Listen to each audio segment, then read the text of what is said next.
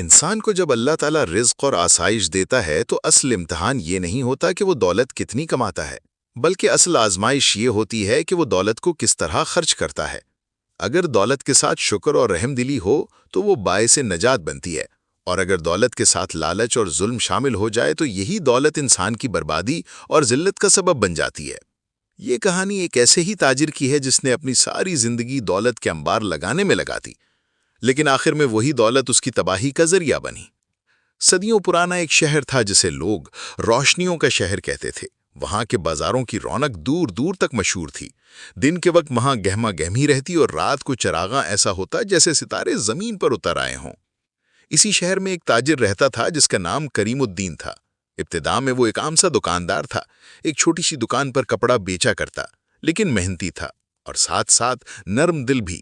وہ گاہکوں سے مسکرا کر بات کرتا، ناپ تول میں ایمانداری دکھاتا اور کبھی کسی غریب کو خالی ہاتھ واپس نہ بھیجتا۔ لوگ دعائیں دیتے اور آہستہ آہستہ اس کی تجارت بڑھنے لگی۔ وہ محنت کے ساتھ ساتھ ذہین بھی تھا۔ دوسرے شہروں سے اچھا مال خرید کر لاتا اور یہاں زیادہ داموں میں بیچتا۔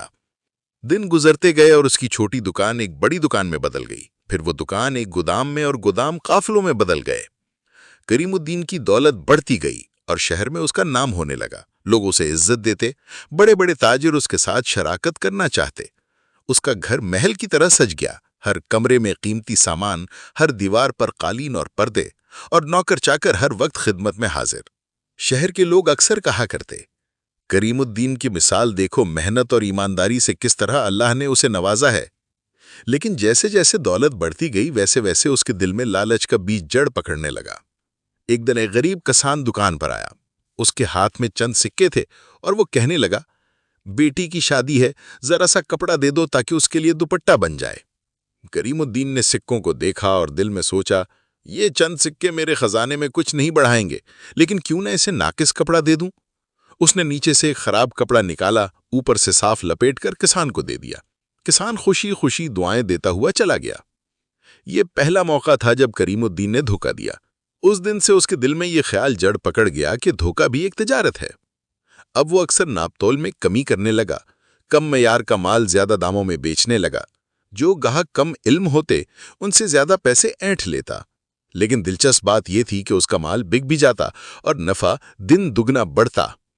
وہ اکثر کہتا، اصل عقل یہی ہے کہ موقع کو پہچانو اور جیب بھرو۔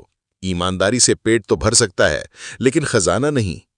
کچھ ہی عرصے بعد شہر میں قحط پڑ گیا، اناج نایاب ہو گیا، کپڑے مہنگے ہو گئے، لوگ بھوک سے تڑپنے لگے۔ کریم الدین کے گودام اناج اور کپڑوں سے بھرے ہوئے تھے۔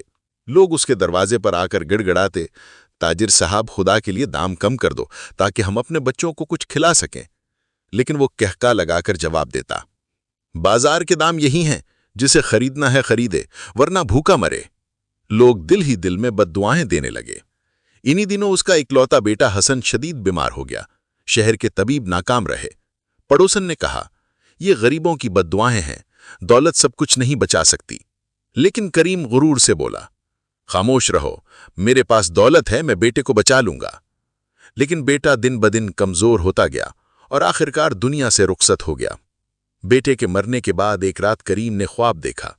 ہزاروں لوگ اس کے سامنے کھڑے تھے، سب کے ہاتھوں میں پھٹے کپڑے اور خالی پیالے تھے۔ وہ سب ایک ساتھ چیخے، ہمارا حق واپس کرو، اب تیرا حساب ہونے والا ہے۔ کریم چیخ کر اٹھ بیٹھا، پسینے میں شرابور، لیکن پھر خود کو سمجھایا، یہ محض خواب ہے، میں ابھی بھی سب سے طاقتور ہوں۔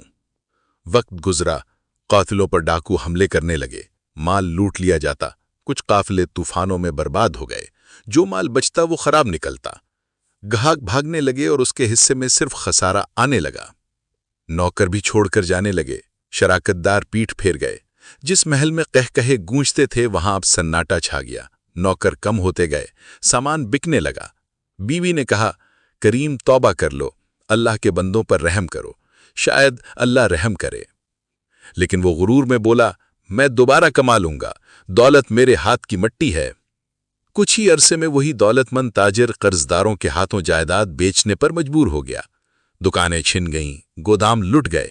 آخرکار وہی کریم جو کبھی سونے کی کرسی پر بیٹھتا تھا اب بازار کی گلیوں میں بھیک مانگتا پھرتا تھا۔ لوگ اسے دیکھ کر کہتے، یہ وہی ہے جو غریبوں کو دھوکہ دیتا تھا، دیکھو آج خود کیسے ذلیل ہو رہا ہے۔ یہ کہانی اس بات کی عبرت ہے کہ دولت اگر امانت داری کے ساتھ استعمال نہ ہو تو وہ زحمت بن جاتی ہے۔ کریم الدین نے دولت کو سب کچھ سمجھا، لیکن دولت نے ہی اس سے سب کچھ چھین لیا۔